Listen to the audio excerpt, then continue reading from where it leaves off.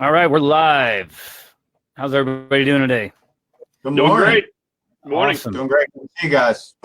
All right, well, we're here for part 2 of our how to list 1 to 2 for sale by owners every single week.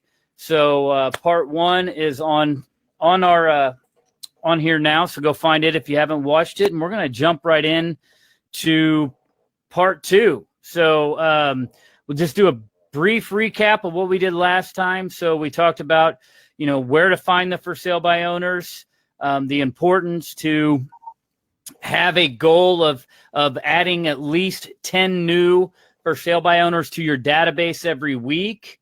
And then, where to find them, all that. So now we're into, what do you do when you show up for the first preview appointment of the for sale by owner? Okay. So for me, this starts, from the time I pull up, right? You want to go up, and our whole goal again for this appointment, my number one goal, I don't care about the house. I've seen thousands of houses. If you've been in real estate for more than a couple of months, you should have seen 100 houses. We're not there to view the house. We're there to build rapport with the for sale by owner. It's all about, I want to get in and out, and I want them to like me. I want to come from generosity. I want to truly maybe give them some information that will help them in selling their house, right? And we talked about mindset last week. You truly have to have that mindset of, I am going to help them sell their house, even if I don't get paid. Otherwise, you're going to come in and they're going to smell that commission breath very quickly, and you've lost them, right? Very true. So before I jump in, and Shannon, do you want to talk about what you do on as you're walking up, as you're meeting them? Anything jump out that you think's, or anybody else here? Well, as I'm meeting them now, you don't always have to do this. Hang on, let me grab one real quick. I'll be right back. I don't have one with me. But you need some sort of authority. I believe really helps whenever you're meeting someone, whether this is on a listing presentation, whether this is with a for sale by owner, whatever it may be. There are companies out there where you can get, I think, sheets made that look something like this. Now, this is actual magazine, but I think you can, aren't there companies out there where you can actually get a sheet made up that makes it look like you were featured on something or whatever the situation may be? Or you could, if you get nominated, I think people have to nominate you for these things, for featured agent, top agent, something like that. But any of that stuff that you can drop off to them whenever you get there is good. Myself and Matt both. Matt, you got yours, right? Yep. We both got a book. James has got a book. Sheila's got a book, right? And so what we do is, it's about just giving them something. And in this book's got everything they need to sell the house on their own. Right. But let's back up a little bit, because you're not going to walk up to the door and hand them all this stuff, right? So, well, no. Right. So that's what I'm getting at. Let's start from the beginning. I want people to feel comfortable with, hey, what do I do when I knock on the door, right? Or even approaching, right? Because you're not going to knock on the door and go, here's how good I am. Look at my stuff, right? You got to build the rapport. So, in doing that, we're walking up. I'm, most major cities or whatever have kind of their home team, whether it's a college, whether it's a, football team, NFL, NBA, whatever.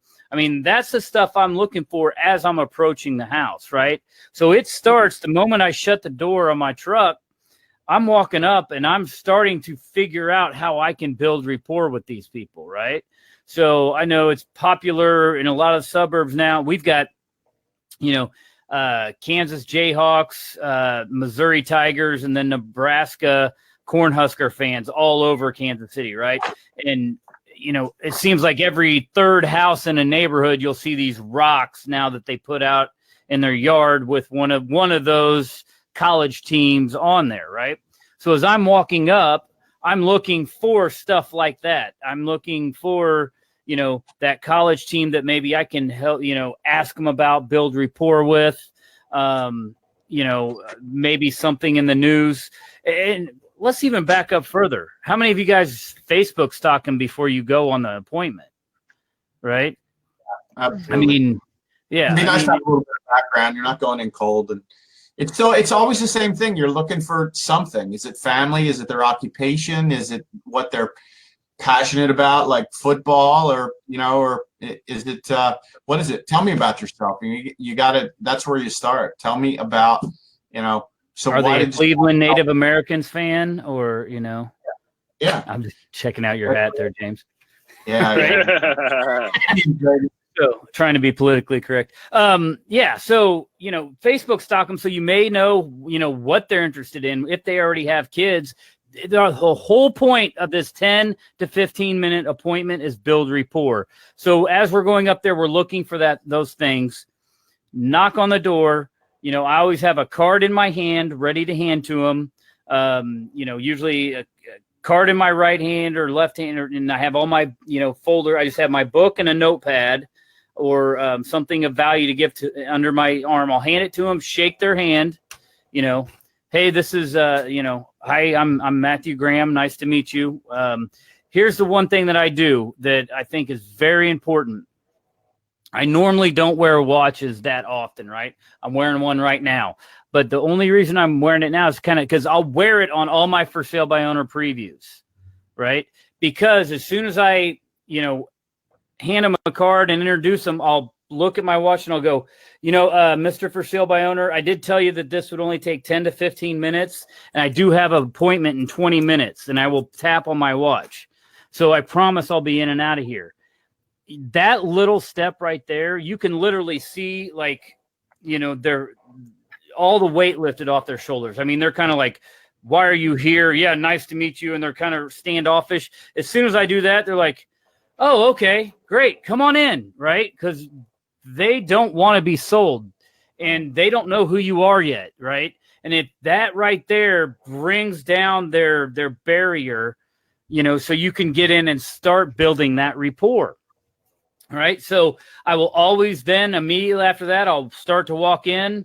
I usually can tell right away if they're going to want me to take my shoes off, but I always ask, should I take my shoes off? Right. 99% of the time, they're like, no, you're fine. Unless, we do get bad weather here. If I just walk through snow to get into their house or it's been raining out, sometimes they'll say, yeah, that'd be great. And then I'll just say, okay, you're going to take me on a tour. Tell me about the house. Right. And that's it. Right. I'm going through, I have my notepad out and they're walking through. They'll usually say, where do you want to start? I'll say, it's your house, I'll also mention, make sure you tell me everything that sold you on the house. Right. And then I'm walking through and I'm taking notes, not on the house. Right. I'm not going to take notes on the house unless there's something very unique that I may want to remember later on to talk about. I'm taking notes on them. Right. I'm looking at the pictures on the walls. I'm looking at for maybe high school, college diplomas. If they have an award from their work. Cars in the garage, tools. Yes, cars, motorcycles, boats. Yep. Dogs. James, brilliant. You told me this like 6 months ago. What do you do when it comes to the dogs? I love this. I started doing it. I keep a treat in my pocket because I'm a dog whisperer. I've never met a dog that didn't like them. Awesome. Right. Yeah. If you break down that dog barrier, because everyone seems to think their dog's going to be not friendly to strangers. So when you're that guy that the dog's friendly to, they're like, oh, he's different. She's different. Right. Mm-hmm. Well, my dog's not on edge. Maybe I shouldn't be. Exactly. And I've loved dogs, had dogs my whole life, but I've never thought about carrying a dog biscuit or something in my pocket. That's awesome. Yeah. I'm a retired postman that used to come to my house every day. And he was just a friendly guy. He always gave treats to everyone's dog. And he always got a Christmas present from me because of it. Right. Yeah, that's awesome. So building rapport. And if you guys are not familiar with the Ford acronym, FORD, this is an easy way to remember how to build rapport with them as you're walking through. So the F stands for family. The O stands for occupation. The R stands for recreation, and the D stands for dreams, right? Family's easy. As you're walking through, you see the pictures, ask them about their kids, about their wife, about their spouse or significant other. Just, ask them questions. But you got to go a step further. You can't just ask the question. Try to find something that relates, right? Try to find that common ground, right? So always, if I see kids, how old are your kids, right? And if they're close to my son's age, then I'll oh, wow, your kids are 9 and 11. Well, I have 10-year-old twin boys. Are they into this or that, right? What are they into? Because I'm finding mine are doing this or that, or, and that helps. Yeah. And then shut up and you have 2 ears, one mouth for a reason, right? They want to talk about those 4 things. They want to talk about their family, right? Yep. Then you ask about their occupation. Yeah. Yeah. Tell me about yourself. Just engage them with the topic that will enable them to talk about themselves. Yeah. So occupation, that's where you're looking for. And you see, the other day I went and the guy was wearing a railroad shirt. Man, railroaders love to talk about the railroad, right? So, I started asking him about that and what he did and what he did on the railroad and how long he'd been there. And, just mention, man, those retirement plans they have. A good friend of mine is just set for life with their retirement plan, and talk about, whatever it is. And then recreation is the R in there is what their hobbies are, right? So if you go by and you see them, the whole family on a ski slope, right? Mention skiing, or snowboarding. If you're into that, build that common rapport. If they've got a Harley in the garage, right? Dude, I ride Harleys. They ride Harley. Where do you ride? How often do you ride? Did you do this run over here? Just build that rapport. And then the D is dreams. And we say 4 to somebody, some people call it frog because it can be dreams or goals, right? D or G, right? So what are their goals? And this is when you can kind of get into, so, it looks like you've raised, a wonderful family in this wonderful home. Why are you selling, right? Then you can start going into that. So the whole goal. That's the key. You're transitioning into the why. What's the why? Because that's what we should be keyed into. Because the why is where you can provide a solution eventually. Yes, and so I will say I have really my 2 main goals, right, on the whole appointment. Is 1, to build rapport, and 2, I want to find out what their pain is, right? Why are they selling? Why are they selling? Why are they selling? And throughout the whole conversation and the walkthrough, I will probably ask them why they're selling 3 times, no less than 3 times. And honestly, from my perspective, having done this as long as I have, if you are doing Ford, family, occupation, recreation, dreams, as you're doing that walkthrough, you'll find the why. It's buried in those 4 things somewhere. Right. Mm-hmm. Yep. And you don't have to write out and ask it. They'll tell you. You'll figure it out. Yep. Preview I went on last week. Went in, 2-story, amazing house, right? In-ground pool, just beautiful. And this is the same guy, the railroad guy that I was talking about. His wife just had knee surgery, right? I literally walked into the house. The dining room was to the right. They had a bed in the dining room, right, with a TV set up, and she's sitting there in a wheelchair because she just had knee surgery. And guess what? She's going in 2 weeks to have her other knee and hip done. You don't think that's a huge why? Why are they getting out of a 2-story house? Yep. Because she can't climb stairs anymore. Yep. Right? So, and they're, right. So I know when I call him today, I'm going to mention the stairs, right? In the follow-up. So, finding that pain, why are you selling? Why are you selling? And then, so towards the end of it, and here's where it comes into what Shannon was talking about, that's when I will give something of value, right? So I've walked through, they've shown me the house. I've taken a bunch of notes on them and what I'm going to use, and I'm going to come back and put into my database on them, on what I think their pain is, on, how, another question you may have. So, how long are you going to try for sale by owner before you explore other options? I don't ever say before you list with an agent. And sometimes I'll say, what do you mean other options? I mean, how long are you going to try this yourself, really?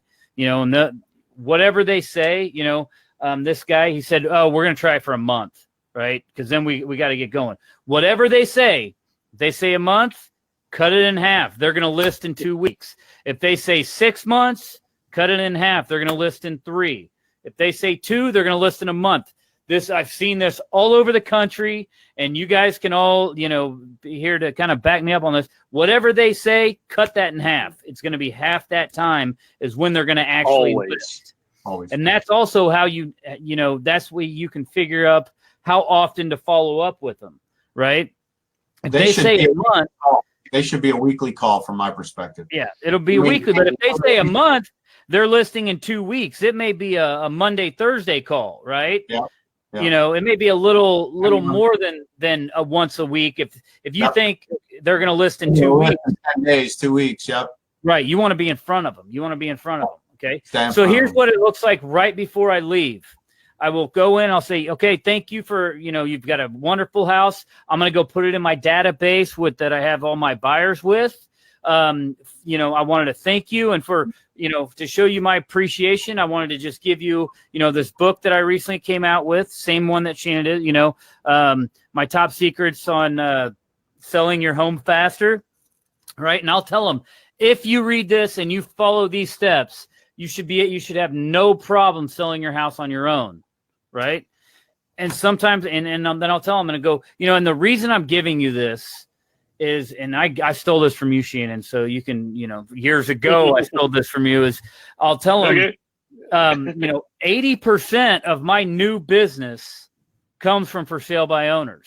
And so I want to do whatever I can to give back, because it's been a huge part of my business, right? So I want to help you sell. And one other reason, if whatever it is, that new business that comes is either from, I actually bring the buyer to a for sale by owner, or, somebody has had their house on the market, right? And if he told me a month, we're going to try it, I will say somebody's had their house on the market, a month, and they're sick of the process, and they're sick of holding all the open houses, and, having to try to pre-approve buyers, and, having to, make sure that the person who's coming to view their home is not a criminal or somebody just scoping out their house. So again, you see what I'm doing there? I'm throwing in some things that they may not have thought about selling their house, right? So I'll say they'll just get sick of the process, and then they'll hire me to sell it. And sometimes what they'll do, if they will actually get a house under contract, or they'll get somebody that not under contract, but somebody who wants to buy it, and they really don't know how to do the paperwork. And Mr. For Sale by Owner, I do offer that. I will do all the paperwork for you. If somebody comes into, later today and they want to buy the house, and you don't want to handle from contract until close, and communicating with the mortgage lender and the title company and the inspector and all that stuff, myself and my team will do that for 1%, right? We'll just handle that. Man, I mentioned that, and it's part of my Smart Seller program, which we'll talk about here in a minute. But I mentioned that, man, I get question after question right after I say that. Like, really? You'll handle the paperwork? And so we don't have to worry about that? Because if you look at statistics for sale by owners, their number one fear is handling the paperwork and making sure that they've got the right paperwork and they're getting it done. And, they don't even know title company. Most of them, they've only dealt with a title company once when they bought their house. And if it's their first house, right, they don't even really understand what a title company does and why they're here. They think, oh, that's just where we go to sign our paperwork. They're not even aware of what title insurance is and all that. So, I mean, they just get they're like, so even if we don't ever use you, you'll do that for 1%? Yeah, absolutely. Right. And I will tell you, as you're building this up, and of what we talked, if you hit the numbers that we talk about, I usually get about 1 to 2 for sale by owners a month, right? Anywhere from 12 to 15 a year probably is what it is. Where they'll just call me up and they'll say, hey, I've got a buyer. You came over here 2 or 3 weeks ago. I've got a buyer. Will you still handle that paperwork? And I'm like, absolutely, right? to me, though, I'd prefer to have those all day long because I don't have to do anything. I don't have to touch them, right? And for me personally, and I don't know, you guys can chime in here. Me, it's 1% or $1,500, whichever is greater, right? So if it's $100,000 house, I'll tell them $1,500, right? 150 and up, I just tell them 1%. To me, it's free money because I take that and I call my transaction coordinator and I say, That's right. Hey, write this up. Here's the client's name, number, call them up and see what they need. And boom, they handle it, right? I don't even have to touch it. And then my transaction coordinator takes her from contract to close. And you can get a transaction coordinator, look at our past episodes on hiring people, but you can go hire one for $2.99 a file, right? Up to maybe $4.99 a file. So if I'm making $1,500 and I'm paying her, $2.99, that's just free money for me, right? Yeah. We found one for 200. Yeah. 200 when they're licensed. It's a no-brainer. 200, nice. Yeah. Dude, that's great. Yeah. I had some for 200, but times are changing and they're seeing that the value that they bring, it's hard to find one for less than 300 here. If they're starting out, you can.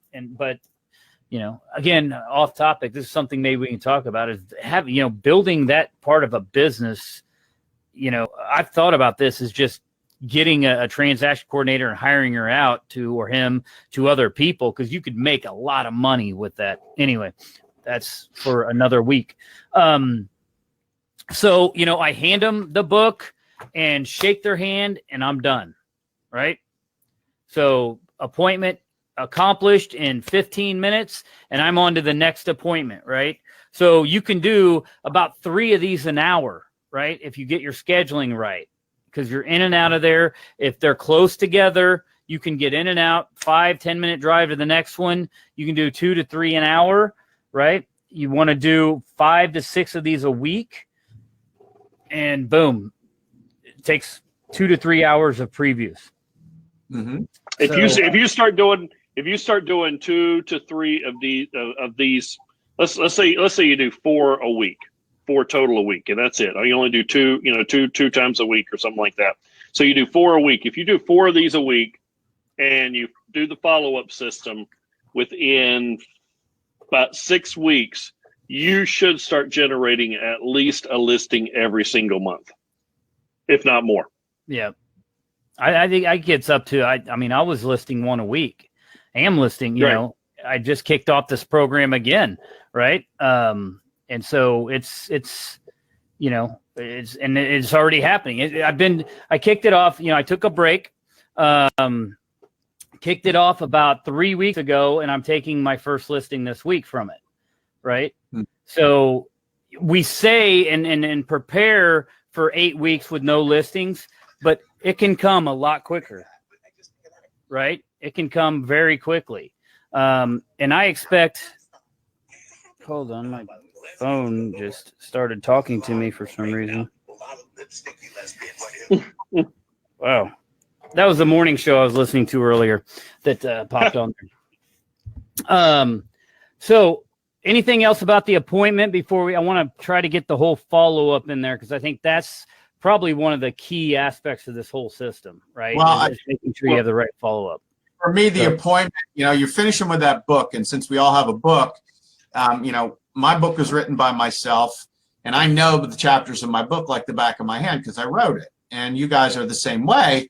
So, my point is that I there's a lot of nuggets in there that I'm going to refer to in that time that we build a relationship after the appointment.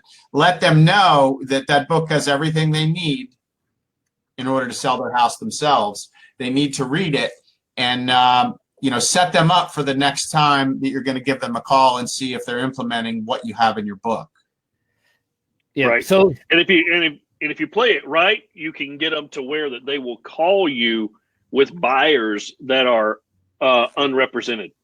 I've done this many, many times where as I'm walking through, I'll say, hey, look, there's going to be buyers that are going to come through here and they're going to say, you know what, this is a 5-bedroom house. I only need 3. It's just too much room for me. It's a beautiful house.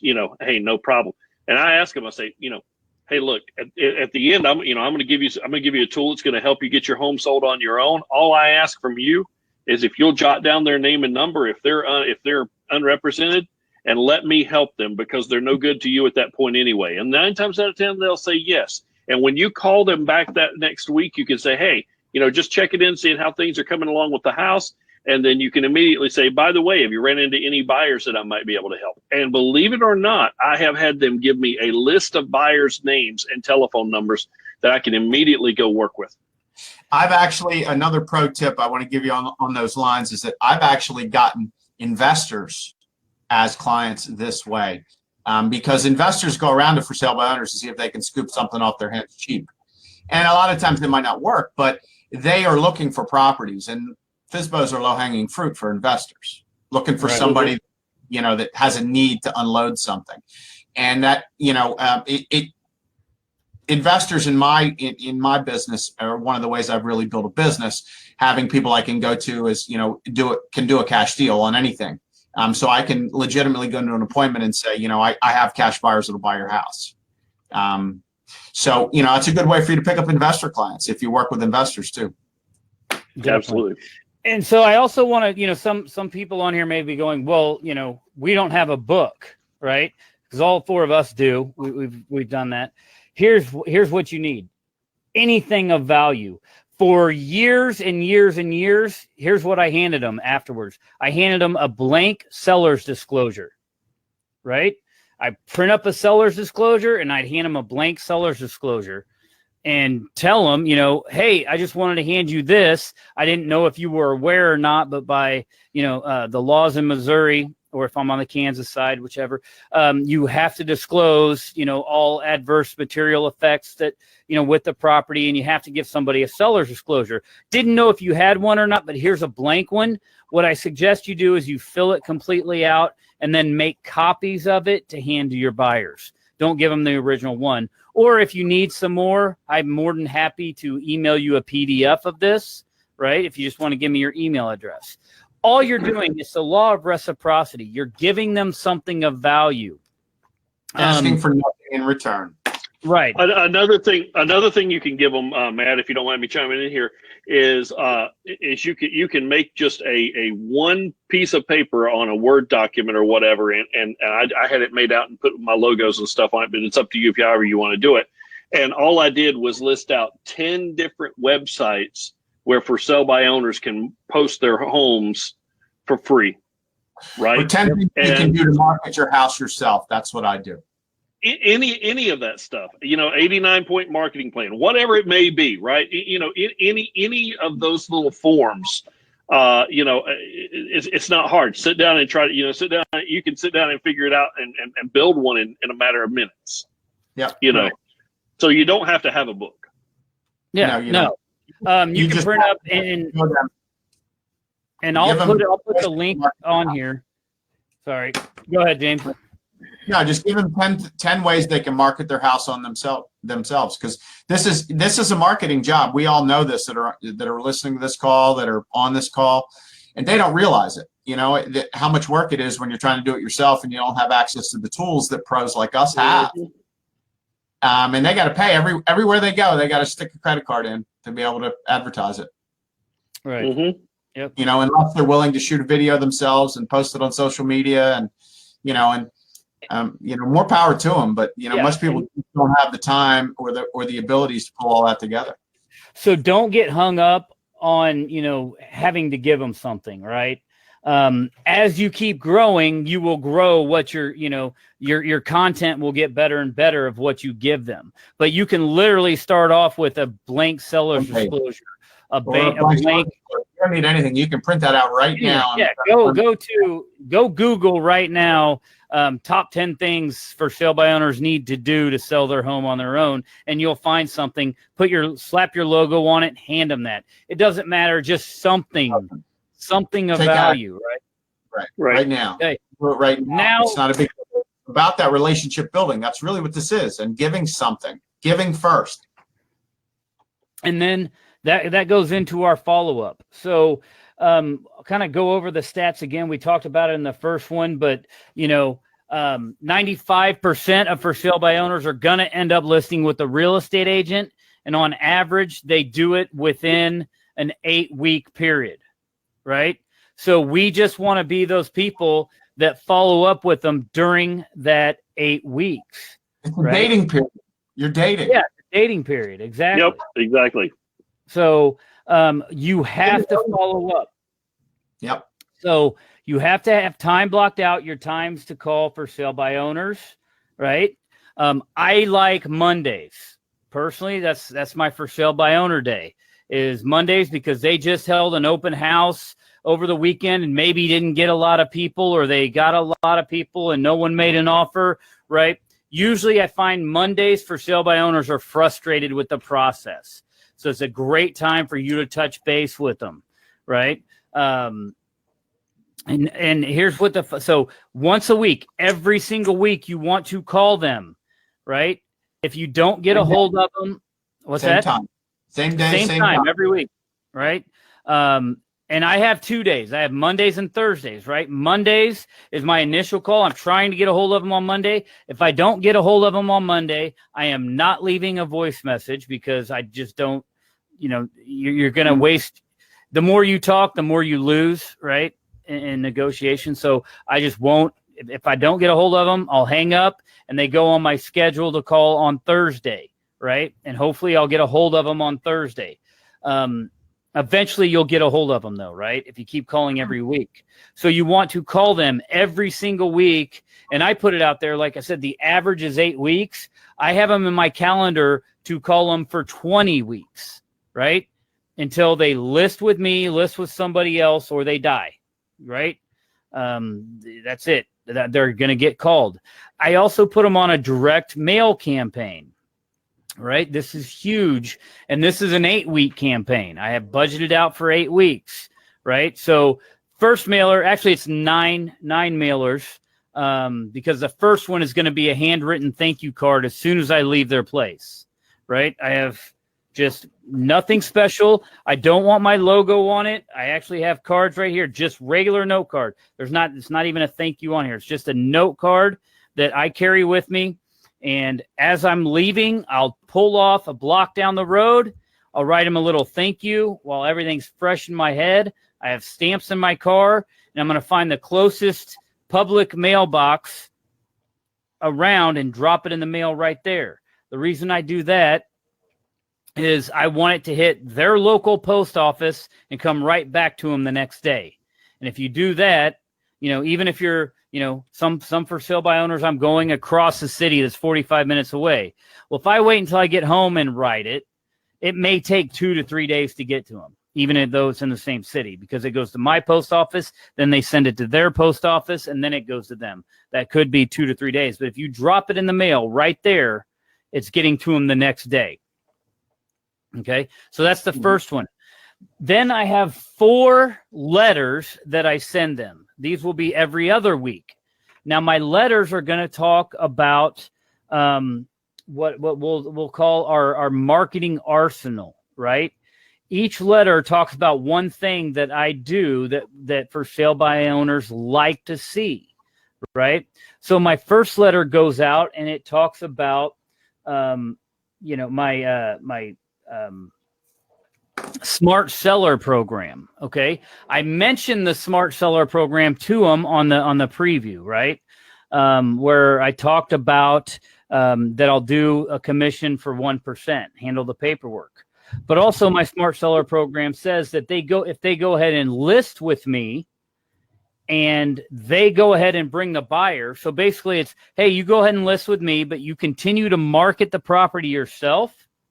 And if you find the buyer and bring them and you don't want me involved in any way, I'm not going to charge you a commission. Boom, nothing. Again, if you want me to do the paperwork, that's 1%. Now, also, if I list the property and I find the buyer myself, I'll reduce it from 6 to 4%. Right? Now, the likelihood of me finding the buyer is slim to none because I don't work with that many buyers. My buyer's agents work with the buyers, right? So I'm never going to, discount it, But that's something I'm throwing out there to them is, hey, you know, if I do bring the buyer, I reduce it. So it's a variable rate of commissions is basically what it is. And that goes out as my first letter. Okay. After the first letter, I send a postcard.